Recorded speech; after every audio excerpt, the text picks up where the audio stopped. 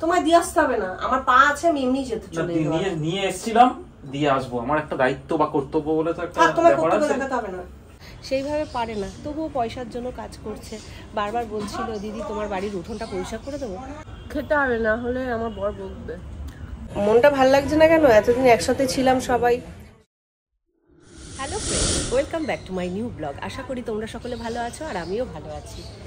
তা সকালবেলা সমস্ত কাজবাজ সেরে একেবারে স্নান করে নিয়েছি, আর স্নান করে তারপরে পুজো দিয়ে তারপরে রান্নাঘরে যাব। অর্ধেক পুজো হয়েছে আর অর্ধেক পুজো বাকি রয়েছে।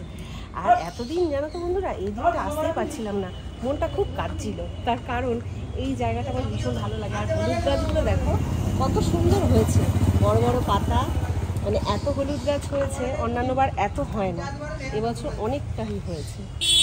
এতদিন বোঝা যাচ্ছিল না, এই জঙ্গলগুলো ছিল তো, জঙ্গলগুলোতে ঢাকা পড়া ছিল, একটু প্রাণ পেল উঠোনটা, গাছগুলো এত বড় হয়ে গেছে বোঝাই যায়নি। আর এদিকটাও একটু পরিষ্কার করে দেওয়া হয়েছে, যে গাছ এক্সট্রা গাছগুলো ছিল ওগুলো কেটে ফেটে পরিষ্কার করে দেওয়া হয়েছে। আর এই দিকটা আরেকটু পরিষ্কার বাকি রয়েছে, সেটা উনি করতে পারেনি, আসলে মহিলা মানুষ তো সেইভাবে পারে না, তবুও পয়সার জন্য কাজ করছে। বারবার বলছিল দিদি তোমার বাড়ির উঠোনটা পরিষ্কার করে দেবো, বললাম ঠিক আছে এসো। তা অনেক দিন ধরেই বলছিল, তা আমি বাড়িতে ছিলাম না বলে উনি এসছিল একবার, তা আমাকে পাইনি, তারপরে কালকে এসে তো করে দিয়ে গেল। তা যাই হোক, বাকি পুজোটা আগে সেরে নিই। হ্যাঁ বলো। তুমি তো আজ রান্নাই করলে না? ভাত রয়েছে, ভাতগুলোকে গরম করছি, আলু ভাজি। কি বানাচ্ছো, ফ্রাইড রাইস? না শোনা, এমনি একটু গরম করছি, ভাতগুলো গরম না করলে তো কেউ খাবে না। আর আলু ভাজলাম কাঁচা লঙ্কা দিয়ে, আর সাথে ডালও রয়েছে অনেকটা, ডালটাকেও গরম করব, আর সাথে ডিমের ওমলেট বা ডিমের পোচ বানাবো। বুঝছো? বুঝছি। কি বুঝছো? কিছুই বোঝো নাই, ওর জন্য আমার একটু চাপ কম আসছে। বিকেল গড়িয়ে এখন প্রায় সন্ধে হতে যায়, আর এই টাইমে সুস্মিতা এখন বাইরে এসে দেখছি ফল খাচ্ছে, মানে পেয়ারা খাচ্ছে। এই সন্ধ্যের টাইমে কেউ ফল খায়? খেতে হবে না হলে আমার বর বকবে, এখন মনে পড়লো তাই খাই। বরের ভয়েতে খাচ্ছ? তুমি খাবে? তুমি খাও।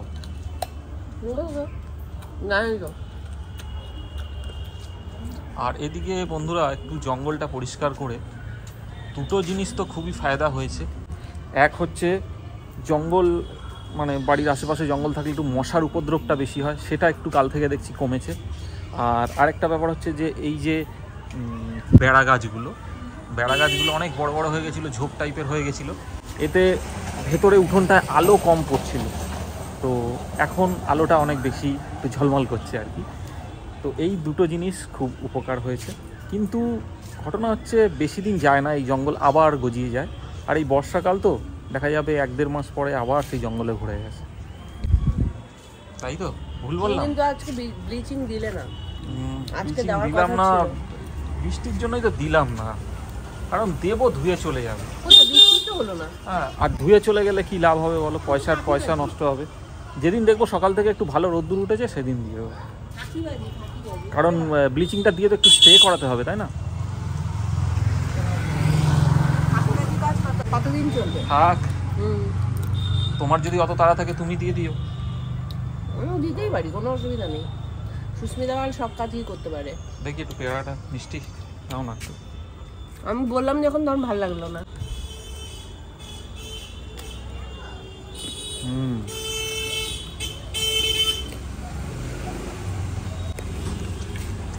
খাজা আছে।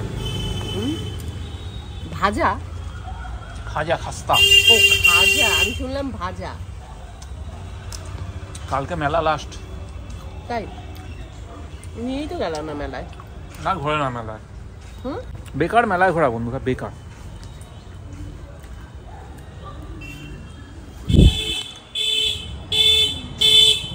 বিড়ালটা সারাদিন এখানে ঘুরে ঘুরে বেড়ায়। ঠিক আছে, পেয়ারাটা খাওয়া হলে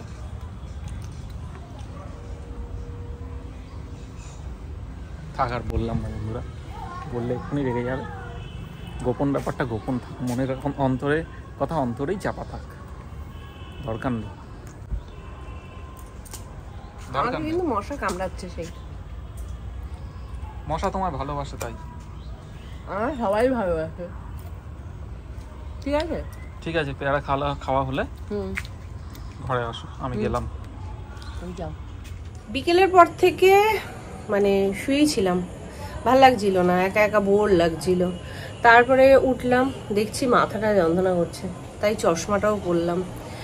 তা হঠাৎ রূপক ঘরে ছিল, দেখলাম বেরোলো, আর বেরিয়ে আবার ঘরেও এলো, আর হাতে করে যেন কি নিয়ে আসলো। তো নিয়ে এসছে, আমাকে ডাকেও নি, আমাকে কিছু বলেও নি। তা আমি যাবো না, আমাকে না ডাকলে আমি যাবো না। আর মনটা ভাল লাগছে না কেন, এতদিন একসাথে ছিলাম সবাই, সেই কারণে একা একা ভীষণই বোর লাগছে। রাস্তায় লোকজন রয়েছে, হাঁটাচলা করছে, কথাবার্তা বলছে, ওগুলোই বসে বসে দেখছিলাম। আর তার সাথে মাথাটাও যন্ত্রণা করছে, কেন করছে কে জানে, অনেকদিন বাদেই মাথাটা যন্ত্রণা করছে। সাধারণত মাথা যন্ত্রণা আমার হয় না। তা বাইরে দেখো ছেলেপেলেরা গল্প গুজব করছে, আর ওদিকে বাবু ঘরে বসে রয়েছে, আমাকে ডাকছেও না, আমি যাবো না। তা যাবো নাই বা কেন, চলো গিয়ে একবার দেখেই আসি কি হাতে করে নিয়ে আসলো। এই দেখো ঘরে বসে বসে একা একা কি সব খাচ্ছে। কি হলো? কি খাচ্ছ? জিলিপি। খাও, খুব ভালো। একাই খাও না, একাই খাও। খাবে তুমি? না, জিলিপি তো এই কদিন আমি খাবো বলেইছি। হ্যাঁ খাবো, ঠিক আছে, হাতে করে নিয়ে আসলে, একা একা নিয়ে আসলে, নিয়ে এসে ঘরে ঢুকলে, আমাকে ডাকলেও না, কিছু বললেও না, খাও একাই। তুমি খেতে চাও না সেই জন্য, নাও খাও খাও খাও খাও খাও। তোমরা বেশি মিষ্টি খেতে চাও না, খাই। একবারও জিজ্ঞেস করেছো যে চশমা কেন পরেছি, কি হয়েছে? চশমা কেন পরেছো সত্যি বলতো? তুমি তো ঘরে চশমাই পরো না। ও গায়ের মধ্যে ফেলছো। কি হয়েছে? কি হয় বন্ধুরা, চশমা চোখে? কিছুই হয়নি, খাও একাই খাও, যাও ঘরে যাও, আমি বারান্দায় বসে থাকি। ঠিক আছে, ওকে। দেখো ওকে বলে, এই দেখো একবার বলছে যাও ঘরে যাও খাও, কোন দিকে যাবে মানুষ বলো, কোন দিকে যাবে?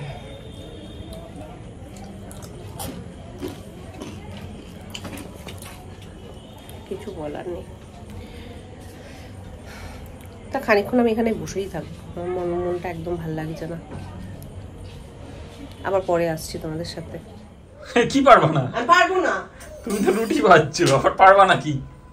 সুস্মিতা রেগে একদম লাল হয়ে গেছে। তাকাও একবার, রাগিনী মুখটা একবার দেখাওনি, একটু দেখাওনি।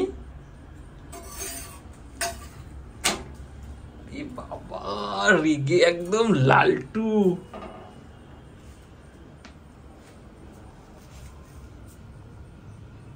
এটা কি রুটি ভাজা?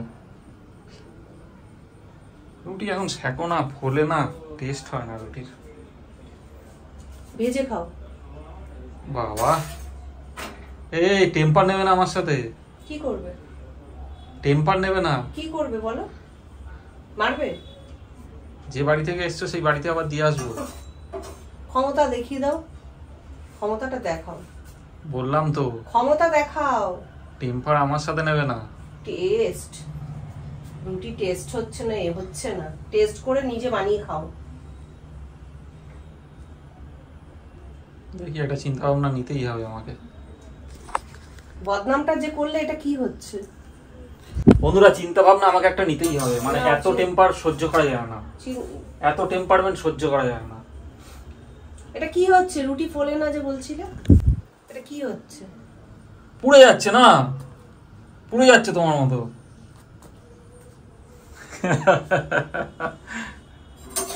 পোড়া রুটি খাও, সব কটা ইচ্ছা করে করে পোড়াবো, আর পোড়া রুটি খাবো। বেশি ভালো খেয়ে খেয়ে খুব মানে গলায় তেল হয়ে গেছে তোমার। এত গলার তেল কোথা থেকে আসে? না রান্না করলে তখন আমি দেখবো। যাই হোক বন্ধুরা, কি বলবো, সুস্মিতা আজকে সত্যি সত্যি রেগে আছে মনে হচ্ছে আমার। তো এখন তো রুটি ভাজছে সুস্মিতা, পোড়া রুটি খাওয়াবে। তা পোড়া রুটি খেয়ে শুয়ে পড়বো।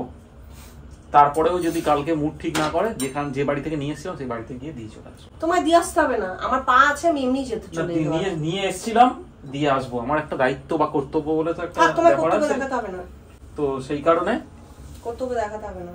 আজকের ব্লগটা এখানেই শেষ করছি। 20 বছর সংসার করার পর মনে হয়েছে যে সুস্মিতার সাথে এর জবাবটা আমি দেব, তবে অন ক্যামেরায় নয়, অফ ক্যামেরায় দেবো। যাই হোক বন্ধুরা, এরপরে সুস্মিতার সঙ্গে অনেক বোঝাপড়া আছে, অনেক বড় কথা তুলে দিল, 20 বছরের গল্প শুনিয়ে দিল। তো সেই কারণে আজকের ব্লগটা এখানেই শেষ করছি। দেখা হচ্ছে নেক্সট ব্লগে।